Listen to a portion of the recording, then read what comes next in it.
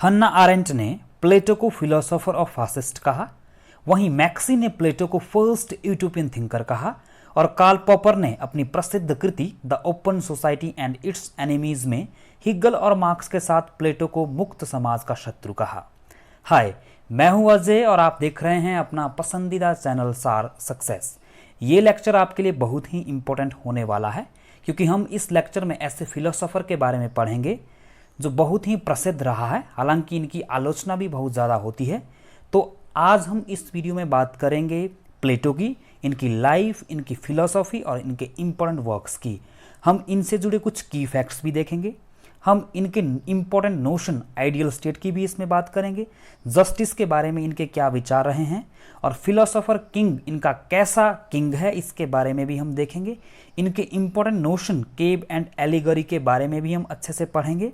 Education पे प्लेटो के क्या विचार रहे हैं ये भी हम देखेंगे और सबसे इम्पोर्टेंट इनकी theory communism of property and vibes को भी हम अच्छे से समझेंगे और साथ में हम ये भी देखेंगे कि प्लेटो कौन कौन सी सरकारों का वर्गीकरण करते हैं। तो चलिए जल्दी से जल्दी इस वीडियो में हम अब आगे बढ़ते हैं। तो सबसे पहले हम बात कर लेते हैं प्लेटो से जुड़े कुछ की फैक्ट्स की। प्लेटो क्लासिकल ग्रीस के एक महान फिलोसोफर रहे हैं जिन्होंने 386 बीसी में एथेंस में द एकेडमी को एस्टैब्लिश किया था और द एकेडमी को यूरोप की फर्स्ट यूनिवर्सिटी के रूप में जाना जाता है। वहीं प्लेटो को father of ancient political philosophy के रूप में जाना जाता है और समटाइम प्लेटो के बारे में कहा जाता है कि Plato is philosophy and philosophy is Plato, अर्थात प्लेटो ही दर्शन है और दर्शन ही प्लेटो है। और प्लेटो को फादर ऑफ आइडियलिज्म के रूप में जाना जाता है क्योंकि सबसे पहले प्लेटो ने ही आइडिया और कॉन्शियसनेस की बात की थी और आगे चलकर उनसे कांट और हिगल जैसे विचारकों ने प्रेरणा लेते हुए आइडियलिज्म को आगे बढ़ाया था। वहीं इन्होंने डेमोक्रेसी को ओपनली क्रिटिसाइज किया क्योंकि इनका मानना था कि डेमोक्रेसी फैक्शनलिज्म को बढ़ावा देता है। वहीं इन्होंने ये भी कहा कि डेमोक्रेसी की वजह से ही उनके महान गुरु सोक्रेट्स की हत्या कर दी गई थी और इन्होंने कहा कि आइडिया यूनिवर्स का सार होता है क्योंकि आइडिया की वजह से ही ये यूनिवर्स, ये दुनिया चलायमान है। और इन्होंने कहा कि हमें एक फिलोसोफर किंग की ज़रूरत पड़ती है क्योंकि फिलोसोफर किंग ही गुड सोसाइटी को या फिर अच्छी सोसाइटी को बढ़ावा देता है। इसी वजह से इन्होंने मोनार्की को एडवोकेट किया था जिसमें इन्होंने कहा कि मोनार्की एक फिलोसोफर किंग के द्वारा ही चलायमान की जानी चाहिए। इनकी एक इम्पोर्टेंट कोटेशन रही है जिसमें ये कहते हैं कि the state is writ large of individual. इसमें ये कहते हैं कि राज्य व्यक्ति का एक बृहत रूप होता है, अर्थात राज्य व्यक्तियों से ही मिलकर बना होता है। और इन्होंने कहा कि मुझे एक सिटी ऑफ हेवेंस चाहिए, अर्थात स्वर्ग की नगरी चाहिए, जिसके लिए इन्होंने एक आइडियल स्टेट की अवधारणा दी जो कि इन्होंने सोक्रेट्स से ग्रहण की। और इन्होंने एक इम्पोर्टेंट कॉन्सेप्ट दिया जिसे इन्होंने सोक्रेट्स से ही ग्रहण किया था जिसका नाम है वर्चू इज नॉलेज, अर्थात सद्गुण ही ज्ञान है। और इनका जो रूल है या फिर जो गवर्न सिस्टम है उसको कहा जाता है रीजनेबल अथॉरिटेरियन। इन्होंने कहा कि state craft is an art, अर्थात जो शासन कला होती है वो वास्तव में एक कला होती है जो कि केवल फिलोसोफर किंग के पास ही मौजूद होती है। और प्लेटो को फर्स्ट सिस्टेमेटिक थिंकर के रूप में भी जाना जाता है और प्लेटो ने एक इम्पोर्टेंट कोट दी जिससे आप ये अंदाज़ा लगा सकते हैं कि वे डेमोक्रेसी से कितनी नफरत करते थे। इन्होंने कहा कि tyranny naturally arises out of democracy, अर्थात जो तानाशाह है या फिर निरंकुशता है वो प्राकृतिक रूप से डेमोक्रेसी से ही निकल कर आती है, यानी कि खुद ब खुद डेमोक्रेसी से निरंकुशता प्रकट हो जाती है, ऐसा मानना प्लेटो का था। और मैक्सी जैसे विचारकों ने प्लेटो को फर्स्ट यूटोपियन थिंकर कहा है। अपने important work the open society and its enemies में कार्ल पॉपर लिखते हैं कि प्लेटो मुक्त समाज के दुश्मन हैं। According to popper Plato, Hegel और मार्क्स फ्री सोसाइटीज़ के दुश्मन हैं। इसी वजह से प्लेटो को कंसिडर किया जाता है फोरमोस्ट थिंकर ऑफ ऑथोरिटेरियनिज्म, यानी कि सर्वसत्तावाद के इनको अग्रदूत के रूप में देखा जाता है। और कार्ल पॉपर ने इनको अर्थात प्लेटो को first fascist thinker in the world भी कहा है। वहीं हन्ना आरेंट ने इनको फिलोसोफर ऑफ फासिस्ट कहा है और डनिंग ने प्लेटो के स्टेट को रोमांस कहा है। वहीं सेबाइन ने प्लेटो के स्टेट को यूटोपिया कहा है। वहीं सेबाइन ने प्लेटो के फिलोसोफर किंग को एनलाइटन टिरनी कहा है। और एनलाइटन टिरनी क्यों कहा है? क्योंकि प्लेटो का जो फिलोसोफर किंग है वो पूरी तरह से एनलाइटन है, अर्थात वो सच को जानता है, रियलिटी को जानता है। वह ये भी जानता है कि न्याय क्या है, अन्याय क्या है, सत्य क्या है, शुभ क्या है। इसीलिए वो पूरी तरह से जागृत है, यानी कि एनलाइटन है। और टिरनी इसलिए है क्योंकि वो सर्वोच्च है, वो अपनी मनमर्जी कर सकता है, तानाशाह स्थापित कर सकता है। इसी वजह से सेबाइन जैसे विचारकों ने प्लेटो के फिलोसोफर किंग को एनलाइटन टिरनी कहा। वहीं जे रूसो ने कहा कि Republic is a treaty not on government but on education. तो इन्होंने कहा कि जो रिपब्लिक है वो एक ट्रिटी है, एक समझौता है, लेकिन वो सरकार पर नहीं, एजुकेशन पर है। और सेबाइन ने कहा कि an ideal state is Plato's second best, अर्थात आइडियल जो स्टेट है वो प्लेटो का दूसरा सबसे प्रसिद्ध या फिर दूसरा सबसे अच्छा राज्य है। प्लेटो ने डिडक्टिव मेथड अपनी फिलॉसफी में यूज़ किया। डिडक्टिव का मतलब होता है कि जो कॉमन से जो है स्पेसिफिक की तरफ आना, अर्थात जो चीज़ जनरलाइज्ड हो चुकी है वहाँ से कॉमन की तरफ आना। और इसका उदाहरण देते हुए प्लेटो ने खुद कहा था कि मान लीजिए इस संसार में सारे लोग मर जाते हैं, मनुष्य जाति का नाश हो जाता है, तो प्लेटो भी तो मर जाएगा ना, प्लेटो जिंदा नहीं रहेगा। तो इन्होंने इस प्रकार से डिडक्टिव मेथड का एक एग्जाम्पल दिया था। प्लेटो ने कहा कि राजा डॉग सोल्जर की भूमिका निभाएगा। और प्लेटो ने ये भी कहा कि उसका जो राजा होगा वो एक प्रकार से पायलट होगा, यानी कि लोगों को लीड करेगा। जैसे कि हमारे देश में राष्ट्रपति भी होता है, राष्ट्रपति देश का पहला नागरिक होता है। और प्लेटो को माना जाता है कि उन्होंने सबसे पहले डायलेक्टिक मेथड का यूज़ किया था द रिपब्लिक में। हालांकि ये विधि इन्होंने सबसे पहले सोक्रेट से ही ग्रहण की थी, क्योंकि सोक्रेट ने ही इसे उनसे पहले यूज़ किया था, जब सोक्रेट्स अपने स्टूडेंट्स के साथ मिलकर डायलॉग करते थे, डिस्कशन करते थे। वहीं इन्होंने टीलियोलॉजिकल मेथड और एनालॉजी जैसी विधि का भी प्रयोग किया।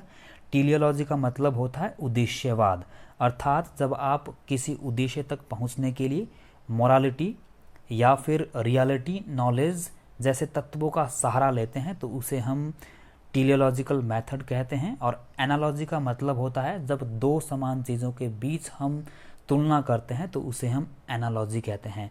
जैसे उदाहरण के लिए अगर किसी लड़की का चेहरा बहुत सुंदर होता है तो उसकी तुलना हम चांद से कर देते हैं। तो उसी प्रकार से प्लेटो ने भी एथेंस में एक ऐसे आइडियल स्टेट की कल्पना की थी जिसकी तुलना एक सिटी ऑफ हिवन या फिर जो हिवन स्टेट है उससे की जा सके। और इन्होंने normative school of political philosophy को स्थापित किया। और इन्होंने दो प्रकार के वर्ल्ड की बात की, पहला है वर्ल्ड ऑफ आइडियाज़ और दूसरा है मटीरियलिस्टिक वर्ल्ड।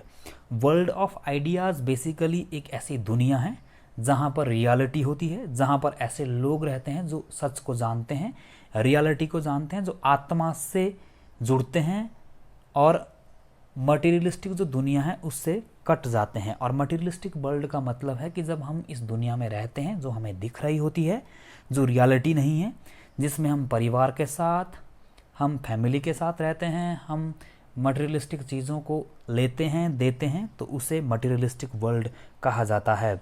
और इन्होंने कहा कि आइडिया इज़ परमानेंट, अर्थात जो विचार है वो अमर है, वो हमेशा रहता है। लाइक मनु, इन्होंने भी वर्क स्पेशलाइजेशन की थ्योरी दी। और सबसे बड़ी बात ये है कि इन्होंने द लॉज में एक नॉक्टर्नल काउंसिल की बात की जो कि लॉ से जुड़ी हुई है। और इनकी जो थ्योरी है वो इंडिविजुअल के अगेंस्ट मानी जाती है, क्योंकि इन्होंने हमेशा अपनी फिलॉसफी में ड्यूटीज़ की बात की, फंक्शंस की बात की, राइट्स की बात नहीं की। और सबसे बड़ी बात यह है कि जो द लॉज है वो ग्रीक भाषा के शब्द डिकायासून से मिलकर बना है, जिसका नाम या फिर जिसका मतलब होता है राइटियसनेस। और इन्होंने डॉक्टर्स और लॉयर्स जो इंस्टीट्यूशंस है या फिर पद है उसकी इन्होंने पूरी तरह से निंदा की। इन्होंने बोला कि हमें एक ऐसा राज्य बनाना है जहाँ पर कोई लोग रोग से पीड़ित ना हो, जहाँ पर कोई अन्याय ना हो, जहाँ पर लोग आपस में लड़े ना, इसीलिए हमें डॉक्टर्स और लॉयर्स की भी ज़रूरत नहीं है। प्लेटो के वर्क्स को हम मेनली 3 भागों में बांटते हैं। पहला पार्ट है इनके कुछ सेमिनल वर्क्स जैसे the Republic, the Laws, the Statesman. वहीं दूसरी कैटेगरी में आते हैं इनके कुछ सोक्रेटिक डायलॉग्स। ये डायलॉग्स ऐसे हैं जो सुकरात और उनके शिष्यों के बीच हुए हैं, जिन्हें प्लेटो ने लिखा है। इनमें प्रमुख आते हैं Apology, Crito, Charmides, Laches, Euthyphro, Lysis and Protagoras. वहीं तीसरी कैटेगरी में आते हैं इनके कुछ अदर वर्क्स जैसे Symposium, Euthydemus, Phaedo, Gorgias, Meno, Timaeus, Philebus, Menexenus and Hippias. तो ये कुछ इनके इम्पोर्टेंट वर्क्स रहे हैं जो कि एग्जाम की दृष्टि से बहुत ही इम्पोर्टेंट हैं। अब हम बात कर लेते हैं इनकी theory of types of government. Basically इन्होंने 6 प्रकार के गवर्नमेंट्स की बात की हैं, जिनमें सबसे पहले आती है मोनार्की, दूसरे में आती है ओलिगार्की, तीसरे में आती है एरिस्टोक्रेसी, चौथे में आती है प्लूटोक्रेसी, और पांचवें में आती है टिरनी, और छठे में आती है डेमोक्रेसी। अगर हम बात करें मोनार्की की, तो मोनार्की को इन्होंने सबसे बेस्ट फॉर्म ऑफ गवर्नमेंट कहा है, क्योंकि इन्होंने बोला कि मोनार्की, जिसको हम हिंदी में राजतंत्र कहते हैं, ये फिलोसोफर किंग के द्वारा रूल्ड होगा, जहाँ पर आइडियल स्टेट की स्थापना की जाएगी। वहीं अगर हम बात करें डेमोक्रेसी की, तो डेमोक्रेसी को इन्होंने वर्स्ट फॉर्म ऑफ गवर्नमेंट कहा है। इन्होंने बोला है कि डेमोक्रेसी सबसे खराब और गंदा शासन होता है, और ऐसा इन्होंने इसलिए बोला क्योंकि इन्होंने बोला कि जो डेमोक्रेसी होती है वो मूर्खों का शासन होती है, गधों या फिर सुअरों का शासन होता है। इसी वजह से इन्होंने डेमोक्रेसी की आलोचना की, और डेमोक्रेसी की आलोचना इन्होंने इस वजह से भी क्यों, क्योंकि उनका मानना था कि सुकरात जैसे महान फिलोसोफर को डेमोक्रेसी की वजह से ही मृत्यु के घाट उतार दिया गया था। तो अब हम बात कर लेते हैं प्लेटो की एक इम्पॉर्टेंट थ्योरी, जिसका नाम है एलिगोरी ऑफ द केव। लेकिन अगर आप इस वीडियो को डिटेल में समझना चाहते हैं तो आप इस वीडियो को ज़रूर देख सकते हैं, क्योंकि मैंने इस वीडियो को पहले ही बनाया है। आप आई बटन पर क्लिक करके या फिर वीडियो के एंड में लिंक प्राप्त करके इस वीडियो को देख सकते हैं। तो प्लेटो ने ही एक प्रमुख theory allegory of the cave दी है, जिसमें प्लेटो ये बताने का प्रयास कर रहे हैं कि केव जो है वो वास्तव में एक ऐसी पोजीशन है जहाँ पर हम अंधकार में रहते हैं, जहाँ पर हम रियलिटी को नहीं देख पाते हैं। तो इस थ्योरी के माध्यम से प्लेटो ने केव को एक संकेत दिया है, यानी कि केव के माध्यम से ये बताने का प्रयास किया है कि जो केव है वो इल्यूजन की दुनिया है, भ्रम की दुनिया है। यानी कि जो केव में जब हम रहते हैं, यानी कि अंधकार में जब हम रहते हैं, तो उसी पोजीशन में जब हम रहते हैं तो उसको ही हम सब कुछ समझ लेते हैं और रियलिटी को महसूस नहीं कर पाते हैं। तो प्लेटो कहते हैं कि जो केव है बेसिकली एक उपमा है, यानी कि केव के माध्यम से हमें अपनी पोजीशन समझनी है कि किस तरह से हम अंधकार में रहते हैं। प्लेटो कहते हैं कि जो केव है वो बेसिकली हमारी जो दुनिया में जो बिलीफ होते हैं और ओपिनियन होते हैं उसका एक नाम है, और ये कहते हैं कि ये ऐसी दुनिया है जहाँ पर हमारी जो लाइफ है कंफर्टेबल है, और उस कंफर्टेबल लाइफ से हम बाहर नहीं निकलना चाहते हैं, क्योंकि हमें ये लगता है कि जिस केव में या फिर जिस इग्नोरेंस की पोजीशन में हम रह रहे हैं वही हमारे लिए सब कुछ है। लेकिन प्लेटो कहते हैं कि अगर हमें इस रियलिटी को जानना है, यानी कि बाहर की दुनिया को हमें जानना है कि बाहर भी दुनिया है, सूर्य है, धरती है, सुंदर नदी नाले झरने हैं, यानी कि इस दुनिया की रियलिटी को देखना है, तो प्लेटो कहते हैं कि एक आदमी को फोर्सफुली बाहर निकालना होगा या फिर एक आदमी को बाहर आना होगा। लेकिन प्लेटो कहते हैं कि ऐसा कौन करेगा और कैसे होगा। तो प्लेटो कहते हैं कि ऐसा एजुकेशन के द्वारा होगा। जब एजुकेशन एक फिलोसोफर के द्वारा दी जाएगी तो ऐसी स्थिति में जो लोग हैं, यानी कि जो केवर्स हैं, जो अंधकार में रह रहे हैं, वो धीरे धीरे बाहर आने लगेंगे। तो प्लेटो आगे कहते हैं कि जब एक आदमी बाहर आएगा या उसे फोर्सफुली बाहर लाया जाएगा तो वो रियलिटी को नहीं देख पाएगा, यानी कि बाहर की जो दुनिया है उसको नहीं देख पाएगा। क्यों? क्योंकि वो हमेशा से अंधकार में रहा है और उसकी आंखें उस लाइट, उस हरी भरी दुनिया को नहीं देख पाएगी। लेकिन प्लेटो ये कहते हैं कि धीरे धीरे उसकी जो आंखें हैं वो एडजस्ट कर लेगी और वो रियलिटी को देख पाएगा। ऐसी स्थिति में प्लेटो ये भी कहते हैं कि फिर वो अब क्या करेगा कि वो अब केवर्स के जो आदमी हैं उनके पास जाएगा, उनको रियलिटी बताने की कोशिश करेगा। लेकिन प्लेटो कहते हैं कि वे लोग उसका कहना नहीं मानेंगे बल्कि उसे उल्टा मारने लगेंगे। तो प्लेटो कहते हैं कि ऐसी स्थिति में जो वो व्यक्ति जिसने रियलिटी को देखा है, वो अब व्यक्ति नहीं बल्कि वो फिलोसोफर बन गया है। तो प्लेटो कहते हैं कि ऐसी स्थिति में वो फिलोसोफर अब प्यार से उन्हें नहीं समझाएगा बल्कि उनके ऊपर फोर्स का प्रयोग करेगा। और ऐसा इसलिए है क्योंकि प्लेटो ये कहते हैं कि अगर वो प्यार से उन्हें समझाने की कोशिश करेगा तो उल्टा उसके साथ वो होगा जो एथेंस में सोक्रेट के साथ हुआ था। इसीलिए प्लेटो कहते हैं कि अब वो जो फिलोसोफर है वो उनके ऊपर फोर्स का प्रयोग करके उन्हें उस अंधकार से या फिर केव से बाहर निकालेगा और रियलिटी दिखाएगा। तो ऐसी स्थिति में वो जो फिलोसोफर है अब वो फिलोसोफर नहीं है बल्कि वो अब फिलोसोफर किंग बन जाता है।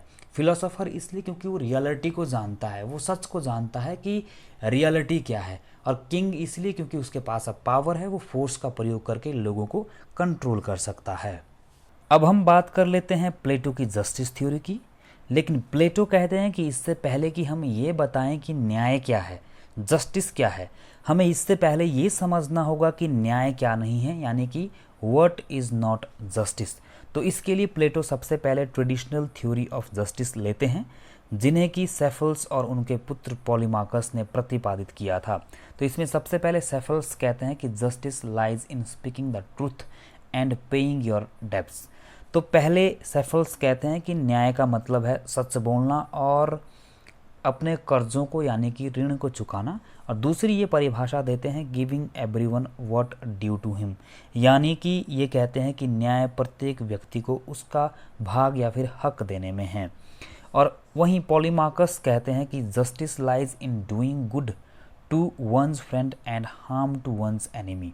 तो पॉलीमार्कस कहते हैं कि न्याय एक ऐसी अवधारणा है जिसमें हम मित्रों के साथ अच्छा व्यवहार करते हैं और जो दुश्मन होते हैं उनके साथ बुरा व्यवहार करते हैं। लेकिन प्लेटो इसको पूरी तरह से रिजेक्ट कर देते हैं। प्लेटो कहते हैं कि अगर हम न्याय को इस तरह से देखें तो ये न्याय नहीं बल्कि अन्याय है, क्योंकि इसमें विरोधी कार्य की संभावना बनी रहती है। और सबसे बड़ी बात है कि इस तरह का न्याय अनुभव के द्वारा अर्जित नहीं है। और प्लेटो ये भी कहते हैं पॉलीमार्कस के विचार के बारे में कि मित्र तथा शत्रु की पहचान करना बहुत ही कठिन है। और ये भी कहते हैं प्लेटो कि इसमें बुरे को और अत्यधिक बुरा बनाया जाता है और ये एक राज्य का न्याय ना होकर व्यक्तिवादी है, जो कि न्याय कभी भी व्यक्तिवादी नहीं होता है। न्याय तो सिर्फ एक अंतर आत्मा की आवाज़ है जो स्वाभाविक है, जो नैतिक है। प्लेटो अगला सिद्धांत लेते हैं प्रैग्मेटिक थ्योरी ऑफ जस्टिस, जिसे ग्लूकोन ने दिया है। तो ग्लूकोन कहते हैं कि justice is the interest of the weaker, यानी कि न्याय हमेशा से कमज़ोर वर्ग का हित होता है। ये बात ग्लूकोन करते हैं, लेकिन प्लेटो इसको भी रिजेक्ट करते हैं क्योंकि प्लेटो कहते हैं कि न्याय किसी भी समझौते का परिणाम नहीं होता है और ना ही न्याय समाज पर कोई लादी गई वस्तु है, बल्कि प्लेटो ये कहते हैं कि न्याय अंतर आत्मा की आवाज़ होती है और न्याय ना ही भय की उपज होती है और ना ही न्याय की पालना भय के कारण की जाती है, बल्कि न्याय तो स्थायी है और परिवर्तनशील भी नहीं है बल्कि अपरिवर्तनशील है। क्योंकि इससे पहले ग्लूकोन ने ये कहा था कि justice is a social contract that emerges between people who are रफली equal in power, so no one is able to oppress the others since the pain of suffering injustice outweighs the benefit of committing it। तो ग्लूकोन कहते हैं कि न्याय की जो स्थापना हुई है वो सोशल कॉन्ट्रैक्ट के द्वारा हुई है, जिसमें दो ऐसे लोग या फिर दो ऐसे वर्ग जिनके पास बराबर शक्ति है, जो एक दूसरे का ऑप्रेस या फिर दमन नहीं कर सकते हैं, उनके बीच हुआ ताकि वे उस इनजस्टिस से या फिर अन्याय से होने वाले नुकसान से बच सके। लेकिन प्लेटो इन सभी को रिजेक्ट कर देते हैं।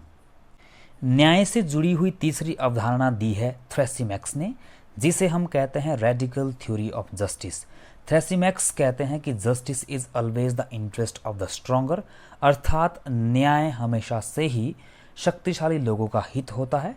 दूसरी कोटेशन ये देते हैं जिसमें ये कहते हैं कि injustice is better than justice, यानी कि अन्याय न्याय से अच्छा होता है। लेकिन प्लेटो इसको भी पूरी तरह से रिजेक्ट कर देते हैं। प्लेटो कहते हैं कि न्याय कभी भी शक्तिशाली लोगों का हित नहीं होता है, क्योंकि अगर ऐसा होगा तो फिर जो कमज़ोर लोग हैं उनका क्या होगा। वहीं प्लेटो ये भी कहते हैं कि यह समाज का सिद्धांत नहीं है जो सिद्धांत थ्रेसिमैक्स ने दिया है।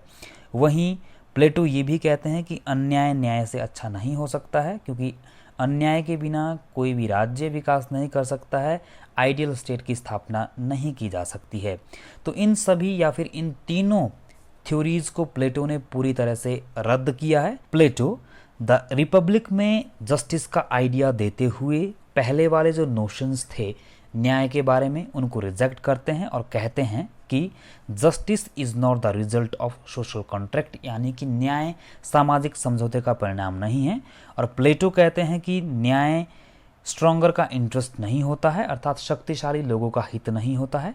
प्लेटो कहते हैं कि न्याय भय की उपज भी नहीं है और कभी भी अन्याय न्याय से बेहतर नहीं हो सकता है। तो प्लेटो कहते हैं कि जस्टिस अंतरात्मा की आवाज़ होती है जो कि नेचुरल है, मॉरल है। और प्लेटो कहते हैं कि जस्टिस आइडियल स्टेट का वर्चू होता है, यानी कि सद्गुण होता है, और बिना न्याय के आदर्श राज्य काम नहीं कर सकता है, अस्तित्व में नहीं रह सकता है। तो अब जो मैं आपको बताने जा रहा हूँ इसको थोड़ा सा ध्यान से सुनिए, क्योंकि इसको बिना समझे और सुने आप प्लेटो के जस्टिस के कॉन्सेप्ट को अच्छे से नहीं समझ सकते हैं। प्लेटो 3 प्रकार की क्लासेस की बात करते हैं, जिनमें रूलर, सोल्जर और आर्टिशंस आते हैं। प्लेटो कहते हैं कि रूरल के पास अनेक मेटल, वर्चू और सॉल जैसे चीज़ें होती है, जिनमें रूलर की अगर हम बात करें तो इनकी जो मेटल होती है वो होती है गोल्ड, यानी कि जिस तरह से गोल्ड की हाई क्वालिटी या फिर कीमत होती है, उसी तरह से जो रूलर होते हैं वे गोल्ड के मेटल से बने होते हैं। और इनके पास वर्चू होती है विजडम, यानी कि विवेक, और सॉल होती है रैशनल, यानी कि इनके पास तार्किकता होती है, अच्छे बुरे की समझ होती है, और इनके पास आइडिया होता है गुड। वहीं सोल्जर की अगर हम बात करें तो प्लेटो कहते हैं कि ये सिल्वर मेटल से बने होते हैं, जिनके पास करेज यानी कि साहस होता है, इनके पास स्पिरिट होती है, और इनके पास ऑनर यानी कि सम्मान का आइडिया होता है। और आर्टिशंस की अगर हम बात करें तो इनके पास कॉपर का गुण होता है, यानी कि ये कॉपर मेटल से बने होते हैं, इनके पास टेम्परेंस होता है। और सॉल की अगर हम बात करें तो इनके पास एप्टीट्यूड होता है, यानी कि क्षुधा यानी कि भूख होता है। और इसके लिए ये इनके पास जो आइडिया होता है वो मनी का होता है, यानी कि ये पैसे के लिए ही काम करते हैं, व्यापार करते हैं, कृषि करते हैं।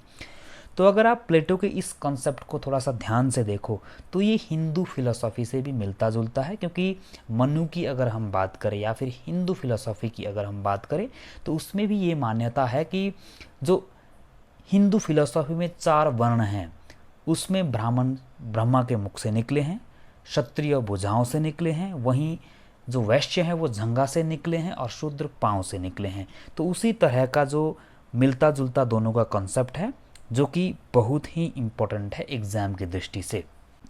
प्लेटो का जस्टिस का कॉन्सेप्ट 3 प्रिंसिपल्स पर आधारित है, जिनमें प्रमुख है नॉन इंटरफेरेंस, वर्क स्पेशलाइजेशन और हार्मोनी। नॉन इंटरफेरेंस में प्लेटो कहते हैं कि इसमें कोई भी वर्ग यानी कि तीनों वर्ग में से एक दूसरे के कार्यों में हस्तक्षेप नहीं करेगा। वर्क स्पेशलाइजेशन का मतलब ये है कि तीनों वर्ग अपने अपने काम में ही निपुण होंगे, अर्थात जिनका जिस काम में स्किल है वो वर्ग या फिर उस वर्ग से संबंधित लोग वही काम करेंगे। और हार्मनी का मतलब है कि राज्य में सामंजस्य बनाया रखा जाएगा, यानी कि लोग आपस में मेल मिलाप से रहेंगे, दुश्मनी से नहीं रहेंगे, एकता की भावना से रहेंगे। प्लेटो के जस्टिस की कुछ इम्पोर्टेंट विशेषताएं हैं, जैसे इंटरनल, यानी कि प्लेटो का जो जस्टिस है वो आंतरिक है, आत्मा से जुड़ा हुआ है। दूसरा है वर्क स्पेशलाइजेशन, यानी कि जिस जिस काम में जिस व्यक्ति की स्पेशलाइजेशन है यानी कि स्किल है वही काम व्यक्ति करेगा। फिर प्लेटो कहते हैं कि नॉन इंटरफेरेंस, यानी कि कोई भी व्यक्ति एक दूसरे के कार्य में हस्तक्षेप नहीं करेगा, वही प्लेटो के लिए न्याय है। और अगला है हार्मोनी एंड यूनिटी, यानी कि पूरा समाज सामंजस्यपूर्ण भावना से रहेगा, मेल मिलाप से रहेगा, एकता की भावना से रहेगा। वहीं अगला है बेस्ड ऑन मोरालिटी, यानी कि जो न्याय है वो नैतिकता के सिद्धांत पर आधारित है। और दूसरी सबसे इम्पोर्टेंट बात है कि जो न्याय का कॉन्सेप्ट है वो इंडिविजुअल के अगेंस्ट है। क्यों? क्योंकि प्लेटो ने हमेशा से ड्यूटीज़ पर फोकस किया है, इंडिविजुअल के जो राइट्स है उनके ऊपर फोकस नहीं किया है। फिलोसोफर किंग, यानी कि सबसे बड़ी बात है कि जस्टिस फिलोसोफर किंग के बिना नहीं हो सकता है, क्योंकि फिलोसोफर किंग के साथ ही आइडियल स्टेट की उत्पत्ति होती है और आइडियल स्टेट में ही केवल न्याय संभव है। थ्योरी ऑफ कम्युनिज्म, यानी कि जस्टिस तभी होगा जब कम्युनिज्म की थ्योरी होगी, यानी कि राजा और जो सैनिक है वो प्रॉपर्टी और वाइव्स यानी कि पत्नियों से और घर परिवार से दूर रहेंगे। वहीं अगला है डिसेंट्रलाइज्ड पावर, यानी कि शक्तियों का बंटवारा होगा। राजा के पास यानी कि जो रूलर क्लास है उनके पास अलग शक्तियां होगी, मिलिट्री जो मैन हैं उनके पास अलग पावर्स होंगी, जो आर्टिसन क्लास है उनके पास अलग पावर होंगी। अगला है इक्वल राइट टू वुमेन, और ये सबसे इम्पॉर्टेंट कंसेप्ट माना जाता है और इसी वजह से प्लेटो को फेमिनिस्ट या फिर फर्स्ट फेमिनिस्ट थिंकर भी माना जाता है, क्योंकि इन्होंने कहा कि कोई भी व्यक्ति चाहे वो पुरुष हो या फिर महिला हो, दोनों में से फिलोसोफर किंग बन सकता है, सोल्जर बन सकते हैं, आर्टिजन बन सकते हैं। बस शर्त इतनी है कि उनके अंदर अलग अलग क्लास में बनने के लिए या फिर राजा या फिर आर्टिजन या फिर सोल्जर बनने के लिए अलग अलग योग्यताएं होनी चाहिए। और अगला नोशन है बेस्ड ऑन ड्यूटीज़, क्योंकि ये कर्तव्यों पर आधारित है। और अगला है concern with all aspects of life, यानी कि प्लेटो का जो जस्टिस है, न्याय है, वो जिंदगी के हर पहलुओं से, चाहे वो राजनीतिक हो, सामाजिक हो, आर्थिक हो, सांस्कृतिक हो, आध्यात्मिक हो, नैतिक हो, सभी पहलुओं से जुड़ा है। अब हम बात कर लेते हैं प्लेटो और मनु के जो क्लास के बारे में या फिर वर्णा के बारे में जो विचार रहे हैं, उसका हम एक दृष्टि में कंपेयर करते हैं कि मनु वर्णा के बारे में क्या कहते हैं और प्लेटो क्लास सिस्टम के बारे में क्या कहते हैं। तो बेसिकली मनु ने 4 प्रकार की क्लासेस या फिर वर्णास की बात की है, जिसमें प्रमुख है ब्राह्मण, क्षत्रिय, वैश्य और शूद्र। वहीं दूसरी तरफ प्लेटो ने बात की है 3 प्रकार के क्लासेस की, जिनमें आते हैं rulers, soldiers, artisans and workers. वहीं अगर मनु की हम दूसरी तरफ बात करें तो मनु का जो वर्णा सिस्टम है वो जन्म पर आधारित है, यानी कि स्किल और फंक्शंस पर आधारित नहीं है। वहीं प्लेटो की अगर हम बात करें क्लास सिस्टम की तो ये स्किल्स और फंक्शन पर आधारित है। और दूसरी सबसे इम्पोर्टेंट बात जो मनु की दृष्टि से वर्ण सिस्टम के बारे में वो ये है कि इनका जो वर्ण सिस्टम है वो बहुत ही रिजिड यानी कि कठोर है, क्योंकि नॉन चेंजेबल है, इसको बदला नहीं जा सकता है। यहाँ तक कि लोग अपने वर्ण को अपनी स्किल और एजुकेशन के द्वारा भी नहीं बदल सकते हैं। वहीं दूसरी तरफ अगर हम प्लेटो की बात करें तो ये बहुत कम कठोर है, यानी कि लेस रिजिड है। क्यों? क्योंकि ये चेंजेबल है, लोग अपनी स्किल और एजुकेशन के द्वारा अपने क्लास को बदल सकते हैं। यानी कि अगर किसी व्यक्ति के पास स्किल है तो वो राजा भी बन सकता है, किसी के पास लड़ने की स्किल है तो वो सोल्जर बन सकता है, किसी के पास व्यापार या फिर काम करने की स्किल है तो वो आर्टिसन बन सकता है। वहीं मनु की अगर हम बात करें तो ये स्ट्रेंथन करता है सोसाइटी को, ऐसा मानना मनु का है। और ये धर्म को बनाए रखता है, यानी कि जो धर्म होता है उसको मेंटेन रखता है, क्योंकि इस तरह से सामाजिक जो व्यवस्था है वो सुचारू रूप से चलती है और लोग आपस में मिश्रित नहीं होते हैं।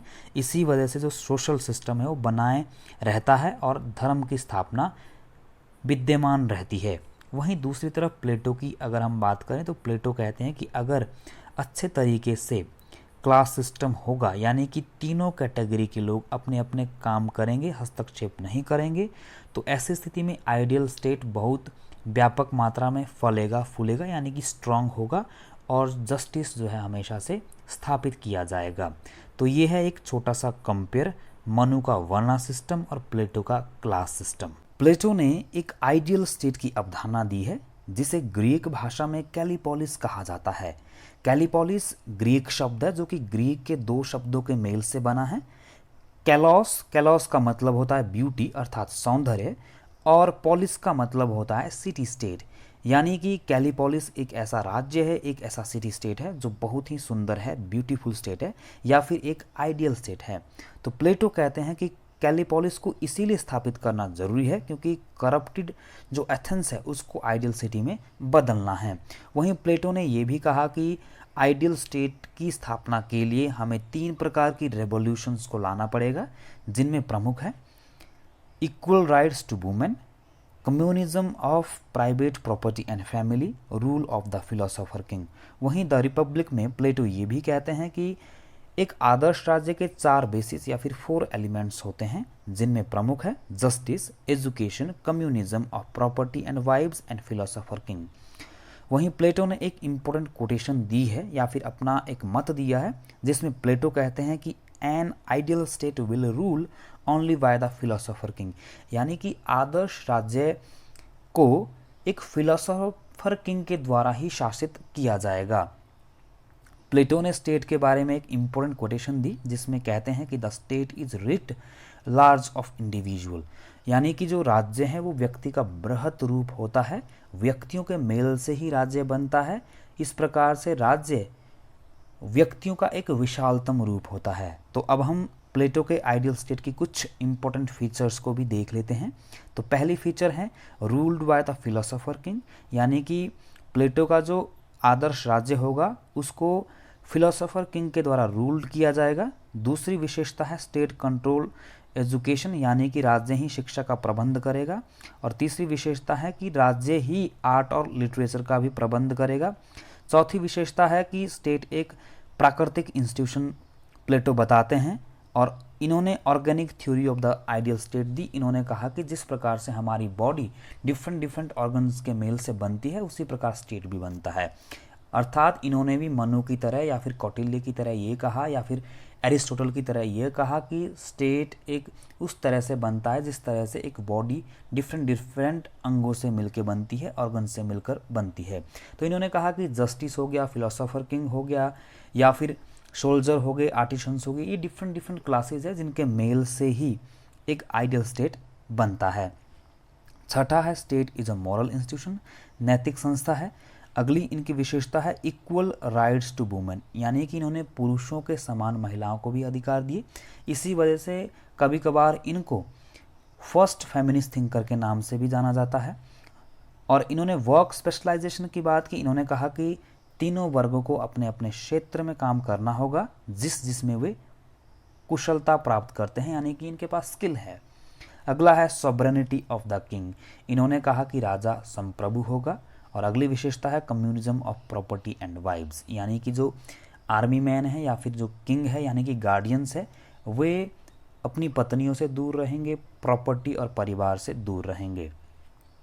और इन्होंने कहा कि कानून और पनिशमेंट के लिए कोई जगह नहीं है, क्योंकि इनका स्टेट आइडियल स्टेट होगा जहाँ पर सिर्फ न्याय होगा, जहाँ पर लोग सदाचार से रहेंगे। इसीलिए वहाँ पर ना कानूनों की ज़रूरत पड़ेगी, ना पनिशमेंट की ज़रूरत पड़ेगी, ना डॉक्टर की ज़रूरत पड़ेगी और ना ही वकीलों की ज़रूरत पड़ेगी।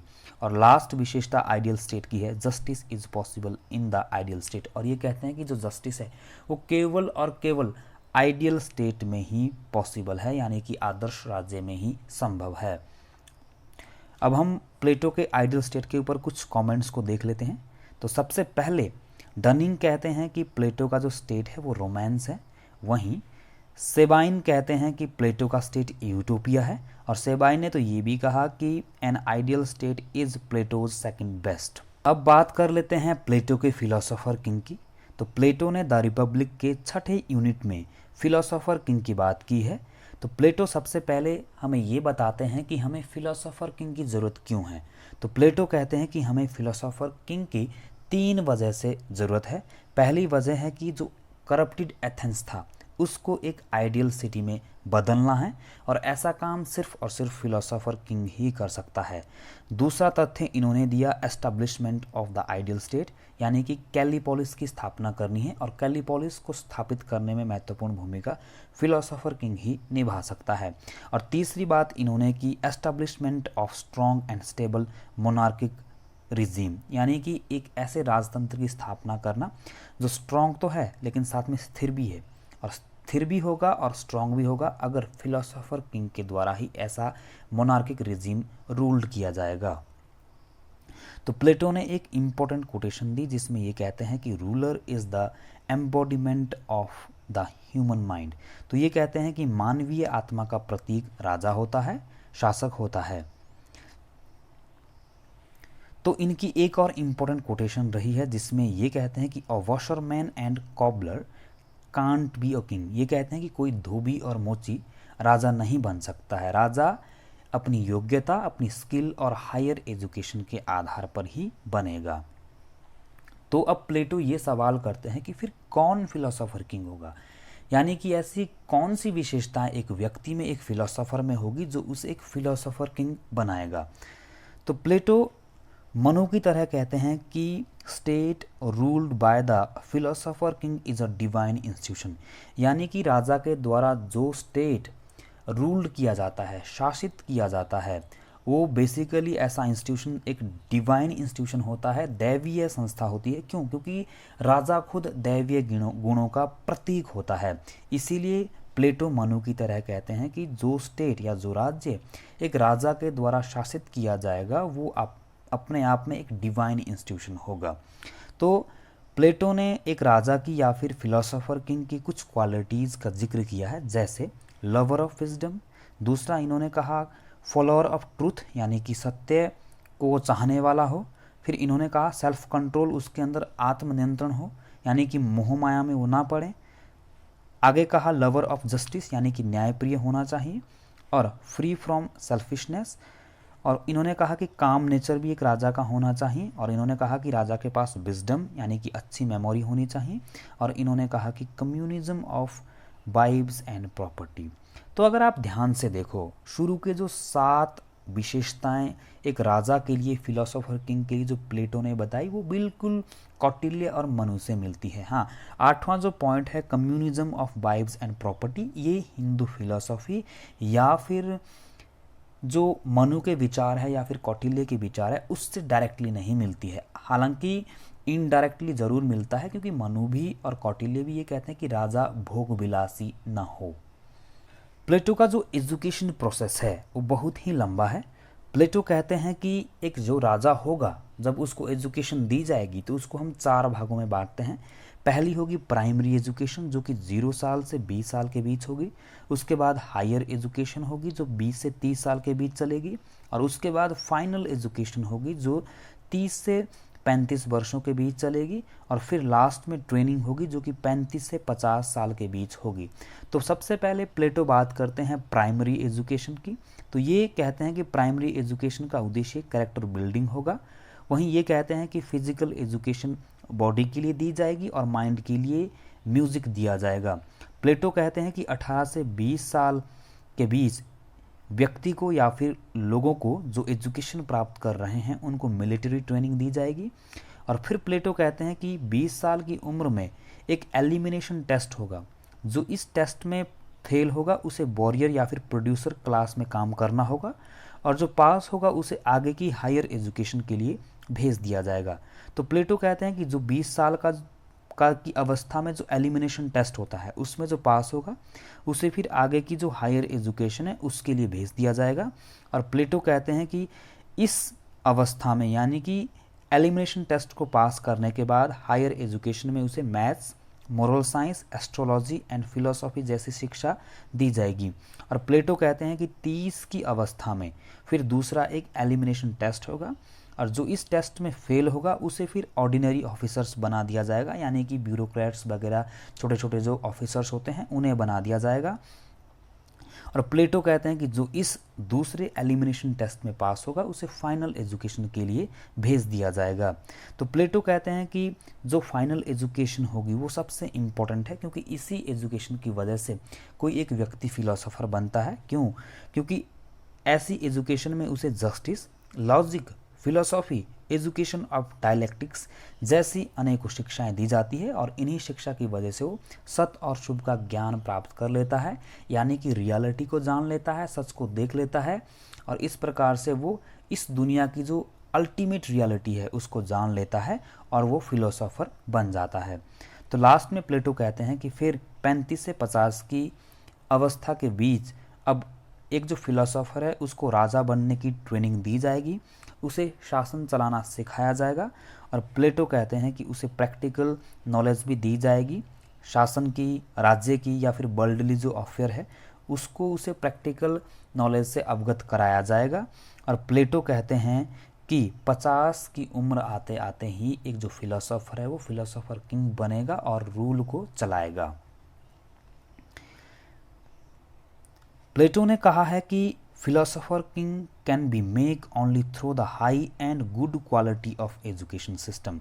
तो प्लेटो कहते हैं कि जो फिलोसोफर किंग है वो केवल अच्छी और उच्च क्वालिटी की जो एजुकेशन सिस्टम है उसके द्वारा ही बनाया जा सकता है।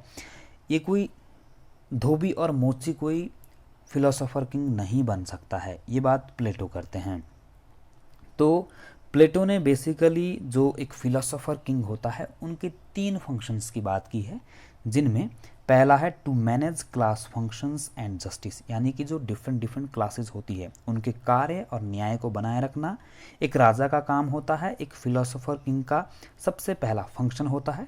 दूसरा फंक्शन है to manage an ideal education system for upcoming rulers, यानी कि जो आने वाले जो शासक है, जो भविष्य में जिनका निर्माण होना है, उनके लिए भी एक अच्छा एजुकेशन सिस्टम तैयार करना। और तीसरा फंक्शन है एक फिलोसोफर किंग का control over the religious faith, यानी कि जो धार्मिक मामले होते हैं उनके ऊपर भी एक राजा या फिलोसोफर किंग नियंत्रण स्थापित करेगा।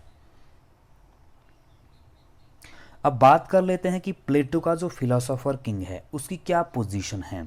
तो अगर पोजीशन की बात हम करें तो प्लेटो का जो फिलोसोफर किंग है वो टिरनी होता है, यानी कि उसके पास तानाशाह होती है, उसके पास असीमित शक्तियाँ होती है। इसी वजह से सेबाइन ने प्लेटो के फिलोसोफर किंग को कहा एनलाइटन टिरनी। एनलाइटन का मतलब होता है प्रबुद्ध, यानी कि वो रियलिटी को जानता है, इसीलिए एनलाइटन है, सत्य को वो जानता है। और टिरनी क्यों है? क्योंकि उसके पास बल है, शक्ति है, इसीलिए वो सेबाइन के शब्दों में एनलाइटन टिरनी है। वहीं प्लेटो का जो रूल है और गवर्न सिस्टम है उसको जाना जाता है रीजनेबल अथॉरिटेरियन। और कार्ल पॉपर जैसे विद्वानों ने प्लेटो को first fascist in the world कहा है। वहीं हन्ना आरेंट ने भी उसे फिलोसोफर ऑफ फासिस्ट कहा है। और दूसरा पॉइंट है unlimited powers of the philosopher king, क्योंकि फिलोसोफर किंग के पास असीमित शक्तियाँ होती हैं, इसीलिए उसकी जो पोजीशन है वो तानाशाह वाली होती है। इसी वजह से हन्ना आरेंट ने उसे फिलोसोफर ऑफ फासिस्ट कहा। अब हम प्लेटो की स्कीम ऑफ एजुकेशन को थोड़ा सा डिटेल में पढ़ लेते हैं, समझ लेते हैं। और इसके लिए हमें 2 मॉडल लेने होंगे, पहला एथेनियन मॉडल और दूसरा स्पार्टन मॉडल। और इन दोनों मॉडल्स की हमें आपस में तुलना करनी है, अर्थात प्लेटो के अकॉर्डिंग एथेंस में किस तरह की एजुकेशन सिस्टम था और स्पार्टा में किस तरह का एजुकेशन सिस्टम था, इसमें हमें एक कंपैरेटिवली स्टडी करनी है। तो सबसे पहले अगर हम बात करें एथेनियन मॉडल की, तो ये फैमिली कंट्रोल्ड एजुकेशन सिस्टम था, यानी कि परिवार के द्वारा ही नियंत्रित एजुकेशन सिस्टम था। दूसरी तरफ स्पार्टन अगर मॉडल की हम बात करें तो वहाँ पर स्टेट कंट्रोल्ड एजुकेशन सिस्टम था। एथेनियन मॉडल में कोई स्टेट का कोई इंटरफेरेंस नहीं था, वहीं स्पार्टन में फैमिली का किसी भी तरह का कोई इंटरफेरेंस नहीं था। उदाहरण के लिए हम ये समझ सकते हैं कि एथेंस में जो एजुकेशन है वो फैमिली के द्वारा निर्धारित की जा सकती थी, वहीं स्पार्टा में जो एजुकेशन सिस्टम है वो राज्य के द्वारा निर्धारित किया जाता था। दूसरी इम्पोर्टेंट बात यह है कि एथेंस में जो सिलेबस था वो बड़ा कॉम्प्रिहेंसिव था। प्राइमरी एजुकेशन 6 से 14 साल के बीच थी, मिडिल एजुकेशन 14 से 18 साल के बीच थी, और वहाँ पर कंपलसरी मिलिट्री जो एजुकेशन थी वो 2 साल के लिए थी, 18 से 20 वर्ष के बीच। वहीं स्पार्टा की दूसरी तरफ अगर हम बात करें तो सिलेबस बड़ा लिमिटेड था। प्राइमरी एजुकेशन 6 से 14, मिडिल एजुकेशन 14 से 18, और कंपलसरी मिलिट्री ट्रेनिंग वहाँ पर थी 7 साल के लिए। और 18 से 20 साल की जो अवस्था है वो वहाँ पर कंपलसरी मिलिट्री ट्रेनिंग थी, लेकिन एक व्यक्ति को 7 साल के लिए अनिवार्य रूप से मिलिट्री सेवा देनी पड़ती थी, और ये दोनों ही मैन और वुमेन के लिए कंपलसरी था। दूसरी तरफ अगर हम बात करें एथेनियन मॉडल ऑफ एजुकेशन की, तो वहाँ पर एजुकेशन का एम जो है वो सिक्योरिटी ऑफ द स्टेट नहीं था, लेकिन स्पार्टा में एजुकेशन का aim security of the state था। रूसो लिखते हैं कि Republic is a treaty not on government but on education. Republic एक संधि है, एक समझौता है, सरकार के ऊपर नहीं बल्कि एजुकेशन के ऊपर, शिक्षा के ऊपर। वहीं प्लेटो लिखते हैं कि education is the primary function of the state. तो प्लेटो का जो एजुकेशन मॉडल है उसकी अनेकों विशेषताएं हैं। पहली विशेषता है लाइफ लॉन्ग प्रोसेस, यानी कि जीवन भर चलने वाला प्रोसेस है। 0 साल से लेकर 50 साल तक एक व्यक्ति को एजुकेशन ही प्राप्त करनी होती है, तब जाके वो फिलोसोफर बनता है। दूसरी विशेषता है स्टेट कंट्रोल्ड। प्लेटो चाहते थे कि जो शिक्षा है वो राज्य के द्वारा नियंत्रित हो। तीसरी विशेषता है ओवरऑल डेवलपमेंट, यानी कि एक जो व्यक्ति है उसका बहुमुखी और चहुमुखी विकास हो। अगली विशेषता है एनहांस स्टेट सिक्योरिटी, यानी कि शिक्षा ऐसी होनी चाहिए जिससे राज्य की जो सुरक्षा है उसको बढ़ोतरी मिले, उसको बल मिले। डिवीज़न ऑफ एजुकेशन, इन्होंने एजुकेशन का बंटवारा किया दो भागों में, एलिमेंट्री एजुकेशन 6 से 20 साल और दूसरी हायर एजुकेशन 20 से 35 वर्ष। प्लेटो कहते हैं कि एक सिस्टमेटिक एजुकेशन सिस्टम होना चाहिए। प्लेटो ये भी कहते हैं कि जो एजुकेशन है वो सभी के लिए कंपलसरी है, क्योंकि शिक्षा से ही लोगों में सद्गुण और ज्ञान की प्राप्ति होती है। और प्लेटो कहते हैं कि equal to both man and women, यानी कि एजुकेशन महिलाओं और पुरुषों दोनों के लिए बराबर रूप से उपलब्ध होनी चाहिए। Aim of education is justice, और सबसे इम्पोर्टेंट पॉइंट प्लेटो देते हैं कि एजुकेशन का जो एम होता है वो न्याय को बढ़ावा देना है, सत्य की प्राप्ति करना है, रियलिटी की प्राप्ति करना है। और प्लेटो कहते हैं कि managed by the philosopher king, यानी कि जो एजुकेशन है वो मैनेज की जाएगी फिलोसोफर किंग के द्वारा। अब हम बात कर लेते हैं प्लेटो की scheme of communism of wives and property. और ये सबसे अजीबोगरीब धारणा रही है इनकी, जहाँ एक तरफ प्लेटो कहते हैं कि education is the primary function of state, यानी कि सबसे पहला कर्तव्य राज्य का एजुकेशन को प्रोवाइड कराना है। वहीं दूसरी तरफ कहते हैं कि एक राज्य के लिए राजाओं का और जो वॉरियर क्लास है उनके लिए कम्युनिज्म ऑफ वाइव्स और प्रॉपर्टी करना भी बहुत ज़रूरी है। तो प्लेटो का जो स्कीम है communism of wives and property, उसकी अनेकों विशेषताएं हैं, जिनमें पहली विशेषता है guardian and axillary class will not have any private property. जो गार्डियन है या फिर संरक्षक वर्ग है या फिर जो हायर क्लास के लोग हैं, मिलिट्री क्लास के लोग हैं, उनके पास प्रॉपर्टी जैसी कोई चीज़ नहीं होगी। दूसरी विशेषता ये है कि they will also have not any family, और उनके पास किसी भी तरह का कोई परिवार नहीं होगा, वे अपना परिवार नहीं बनाएंगे। और प्लेटो कहते हैं कि institution of family abolished for guardian and warrior class, और ये कहते हैं कि जो राजा होता है, संरक्षक वर्ग होता है, योद्धा की जो क्लास होती है, सैनिक होते हैं, उनके पास भी किसी तरह की कोई फैमिली की इंस्टीट्यूशन नहीं होगी, यानी कि परिवार से वो पूरी तरह से दूर रहेंगे। और प्लेटो सबसे इम्पोर्टेंट धारणा देते हैं यूजेनिक्स की, और ये कहते हैं कि यूजेनिक्स की तरह ही लोग रहेंगे, यानी कि यूजेनिक्स की धारणा की पालना लोग करेंगे। बेसिकली यूजेनिक्स एक ऐसी धारणा है जिसमें जो लोग हैं, लोगों की जो जेनेटिक क्वालिटी है उसको सुधारने का प्रयत्न किया जाता है, जिसमें हष्ट पुष्ट बुद्धिमान स्त्री पुरुष मिलकर आपस में संभोग करते हैं या फिर फिजिकल एक्टिविटी करके संतानों को जन्म देते हैं। वहीं प्लेटो ये भी कहते हैं कि best of man made to mate with best of women, यानी कि जो अच्छा पुरुष होगा, जिसके पास अच्छी बुद्धि होगी, जिसका शरीर हष्ट पुष्ट होगा, और दूसरी तरफ जो महिला विवेकपूर्ण होगी, जिसके पास अच्छी बॉडी होगी, अच्छा शरीर होगा, वे आपस में मिलेंगे, फिजिकल एक्टिविटीज़ करके बच्चे को जन्म देंगे।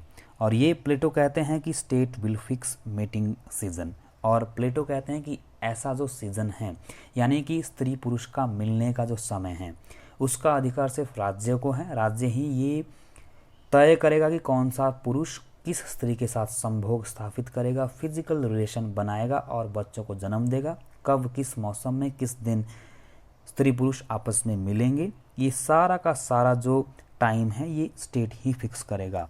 और लास्ट में प्लेटो कहते हैं कि successful warriors and rulers made to have as many children as possible, और ये कहते हैं कि जो वॉरियर होते हैं उनके पास भी साहस होता है, और जो राजा होता है उसके पास विवेक होता है, नॉलेज होती है, रियलिटी होती है, यानी कि उनकी जो बुद्धि है वे बहुत ही स्ट्रांग होती है, उनके पास विजडम होती है और बॉडी उनकी शक्तिशाली होती है। इसीलिए राजा और जो वॉरियर क्लास के जो लोग हैं वे जहाँ तक संभव हो सके अधिक से अधिक बच्चे पैदा करेंगे, ताकि राज्य में हष्ट-पुष्ट और बुद्धिमान बच्चे पैदा हों। अब बारी आती है कुछ रेफरेंसेस और सोर्सेज का जिक्र करने की, क्योंकि इन्हीं रेफरेंसेस और सोर्सेज की वजह से हम इस लेक्चर को तैयार कर पाए। तो सबसे पहले नाम आता है वेस्टर्न पॉलिटिकल थॉट का, और ये किताब लिखी है एस.के. शर्मा और उर्मिला शर्मा ने। ये बहुत अच्छी किताब है, इसकी मदद से मैं ये लेक्चर तैयार कर पाया। और दूसरी किताब है वेस्टर्न पॉलिटिकल थॉट, ये शेफाली झा ने लिखी है। और तीसरी किताब ओपिगावा की है वेस्टर्न पॉलिटिकल थॉट, ये भी हिंदी मीडियम के लिए अच्छी किताब है। और अगली किताब है रामास्वामी और सुब्रता मुखर्जी की, जिसका टाइटल है a history of political thought Plato to Marx. वहीं हमने कुछ EPW आर्टिकल्स की भी मदद ली, वहीं हमने कुछ न्यूज़ आर्टिकल्स की भी मदद ली, हमने कुछ ऑनलाइन आर्टिकल्स पढ़े और JS स्टोर के आर्टिकल्स भी हमने पढ़े। तो ये ऐसे रेफरेंसेस और सोर्सेस रहे हैं जिनकी मदद से हम ये लेक्चर तैयार कर पाए। वहीं मेरे एमए के कुछ क्लास नोट्स रहे हैं, उसकी वजह से भी मैं ये लेक्चर तैयार कर पाया। तो ये ऐसे रेफरेंसेस और सोर्सेस हैं जिनकी मदद से मैं इस लेक्चर को आपके सामने उपलब्ध करा पा रहा हूँ। इसीलिए इन सभी रेफरेंसेस और सोर्सेस के लिए दिल से धन्यवाद। आपको भी दिल से धन्यवाद, आपने अभी तक इस वीडियो को पूरा देखा, ज्ञान को अर्जित किया। Thank you for watching.